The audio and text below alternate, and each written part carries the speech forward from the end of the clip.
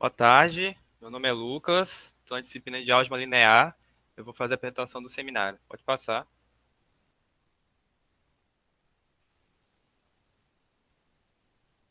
Meu tema é sobre transformações lineares fractuais.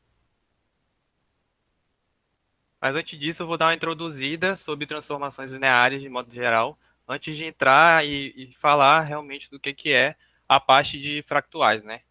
Bom, transformações lineares é um tipo particular de funções entre dois vetores que preserva as operações de adição vetorial e multiplicação por escalar.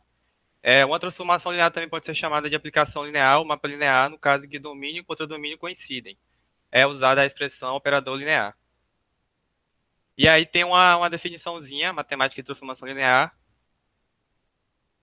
Sejam V e W espaços vetoriais reais, dizemos que a função T, V e W, é uma transformação linear se a função T preserva as operações de adição e de multiplicação por escalar. Isto é, se os seguintes axiomas são satisfeitos. Para quaisquer V U pertencente a V, TV mais U, TV mais TU igual a TV mais TU. Para todo V pertencente a V e para todo K pertencente a R, T tal modo que K multiplicado por V é igual a K vezes TV.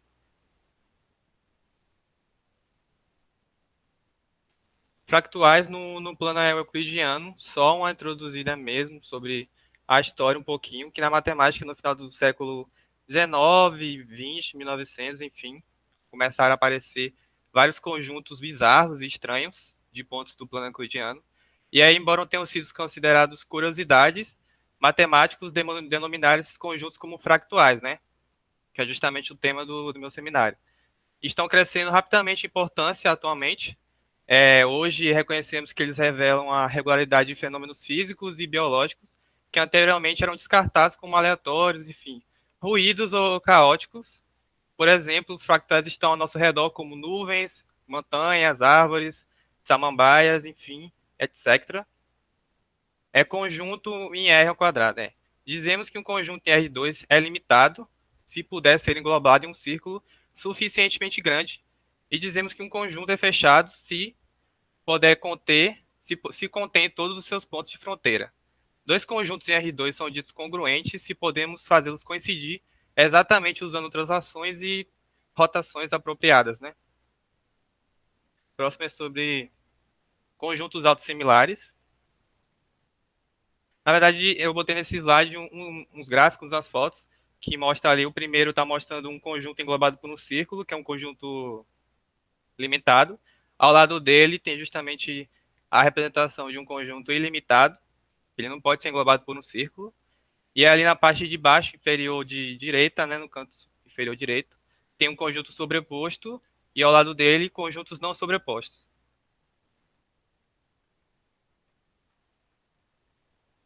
Conjuntos autossimilares, que são tipos de fractuais que nós vamos considerar inicialmente, eles são autossimilares, tá? Então,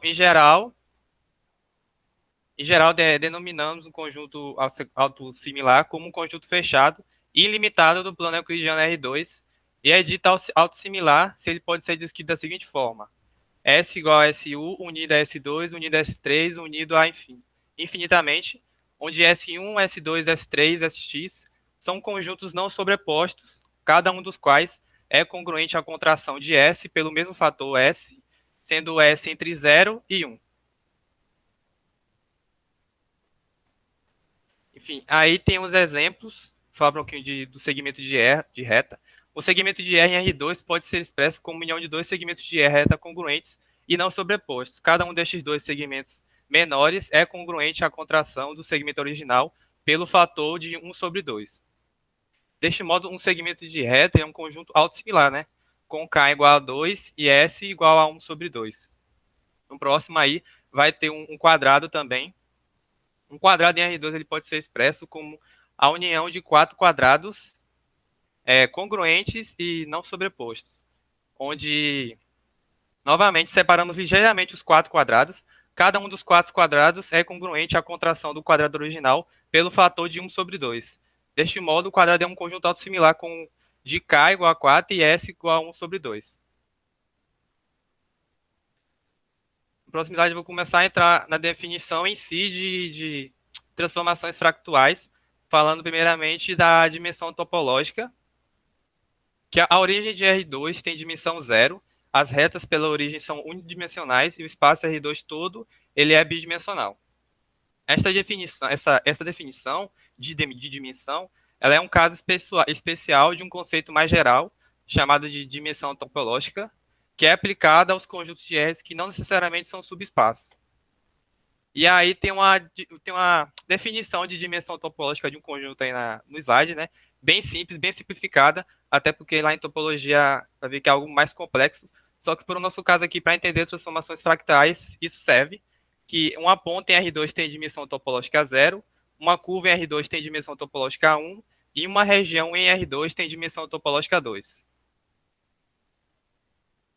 Aí o próximo é sobre a dimensão de Hausdorff, que era um matemático alemão, Felix Hausdorff, né? Ele deu uma definição alternativa para a dimensão de conjuntos arbitrários de R. Sua definição é bastante complicada, mas para conjuntos autossimilares se reduz a algo bem simples, que está aí na imagem, né? DHS, a dimensão de Hausdorff de um conjunto autossimilar de S do formato 1 é denotada por DHS e é definida por DHS igual a ln de K sobre ln 1 sobre 2, 1 sobre S. Nessa definição, ln denota a função logaritmo natural, logaritmo de Euler, na qual a dimensão de Hausdorff aparece como expoente. A fórmula é mais útil para interpretar o conceito de dimensão de Hausdorff. Esta fórmula diz, por exemplo, que se contrair um conjunto por um fator de S, 1 sobre 2, então sua área, ou mais corretamente a sua medida, né, decrescerá por um fator de 1 sobre 2, elevado ao DHS. Assim, contraindo também um segmento de reta por um fator de 1 sobre 2, sua medida, enfim, seu comprimento, vai diminuir por um fator de 1 sobre 2, contraindo uma região quadrada por um fator de 1 sobre 2. Sua área também, né, vai diminuir por um fator de 1 sobre 4.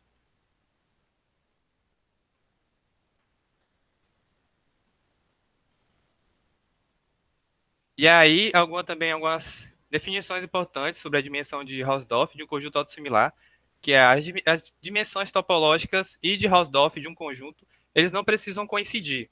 A dimensão de Hausdorff de um conjunto não precisa também ser um número inteiro, e a dimensão topológica de um conjunto é menor do que ou igual à dimensão de Hausdorff, ou seja, DTS é menor ou igual a DHS.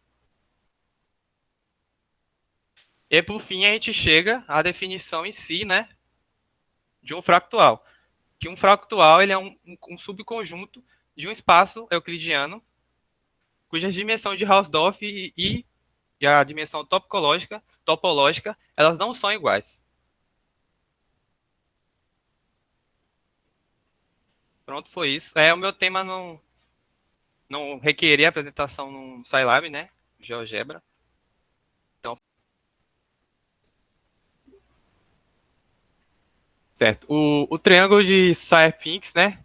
Ele também é chamado de junta de Sierre-Pinx, é uma figura geométrica obtida através de um processo recursivo. Ele é um conjunto resultante da remoção sucessiva do triângulo equilátero do centro, quando se divide um triângulo equilátero em quatro triângulos iguais. Ele é uma das formas elementares da geometria fractal, né? Por apresentar algumas propriedades, tais como ter tantos pontos como do conjunto dos números reais e ter área igual a zero, ser autossemelhante, uma só parte é idêntica ao todo, não perder sua definição inicial, à medida que ele é ampliado, né, à medida que o triângulo é ampliado.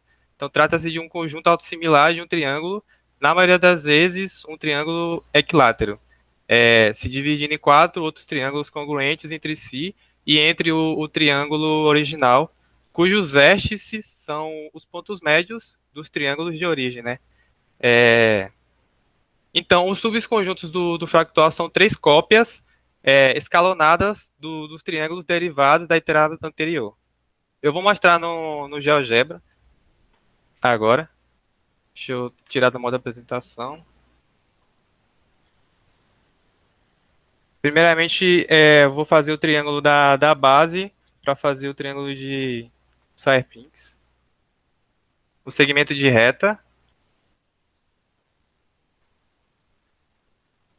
Vou ativar esse comando aqui do polígono regular justamente porque a gente quer que ele seja equilátero. Vou até já começar a tirar essas rotulagens aqui, para não ficar tão poluído assim o triângulo, né? Agora eu vou fazer o comando do ponto médio, justamente para começar a ampliar ele.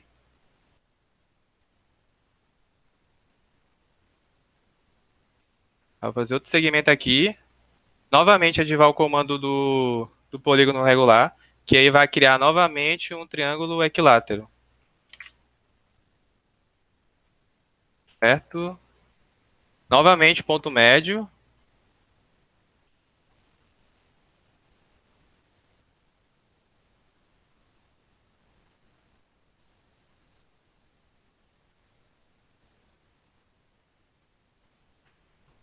Segmento.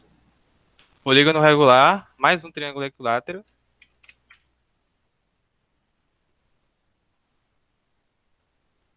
Vou fazer logo todos os pontos médios que eu vou precisar aqui, para não ficar todo ativando o comando.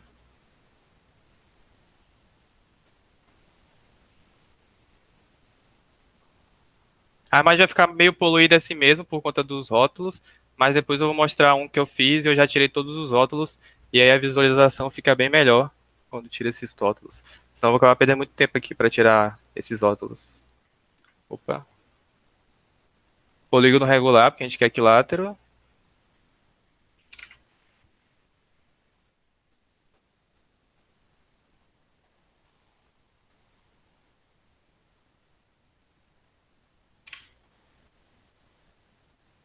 Mas, aí agora a gente vai começar a jogar triângulo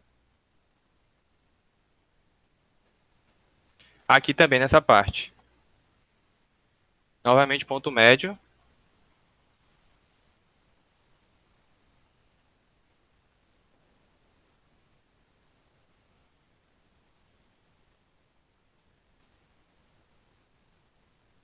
E polígono regular. Então a ideia é que fique fazendo isso para completar e ampliando o triângulo base, né? Eu não vou ficar fazendo aqui, senão vai demorar muito tempo. Eu já fiz um, já preparei um. E eu, inclusive, já limpei, tirei todos esses rótulos aqui, ó, que tem como tirar, para deixar a figura mais visível, né? Não ficar um em cima do outro aqui. Por exemplo, aqui tá bem um em cima do outro aqui, ó. E aí acaba dificultando a visualização. Acho que ele tá aqui do lado. Tá aqui.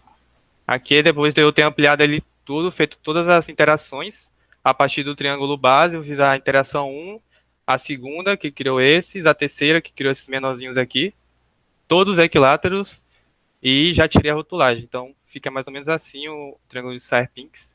Aqui também no slide eu coloquei uma foto dele,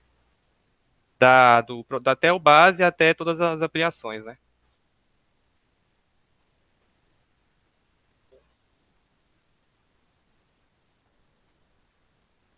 A apresentação foi isso então, professor, sobre a parte que estava faltando em relação ao triângulo de Serpinx, né?